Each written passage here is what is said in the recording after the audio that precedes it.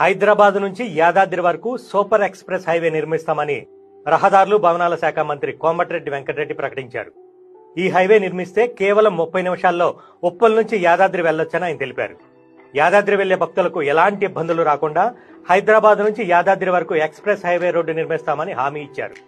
కేసీఆర్ ప్రభుత్వం దేవాలయాన్ని అభివృద్ధి చేసింది కానీ రహదారులు మున్సిపల్ పరిధిలో ఉన్న జనాల బాగోగులు మర్చిపోయారని విమర్శించారు.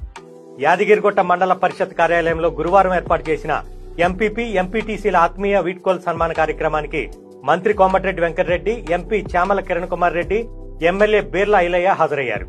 ఈ సందర్భంగా మాట్లాడిన ఆయన యాదగిరిగుట్టను ప్రపంచ పటంలో ఉంచే విధంగా భక్తులకు సౌకర్యాలతో పాటు 5 స్టార్ హోటల్స్ లాంటి అతిపెద్ద భారీ ప్రాజెక్టులను తీసుకొచ్చే విధంగా కృషి చేస్తామని తెలిపారు.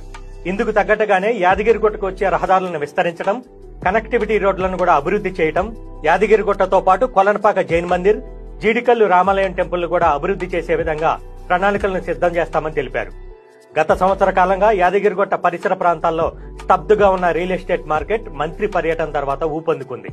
పెద్ద పెద్ద ఇన్వెస్టర్లతో పాటు మధ్యతరగతి ప్రజలు కూడా ఇక్కడ భూముల మీద పెట్టుబడి పెట్టడానికి ఆసక్తి చూపిస్తున్నట్టుగా తెలుస్తోంది.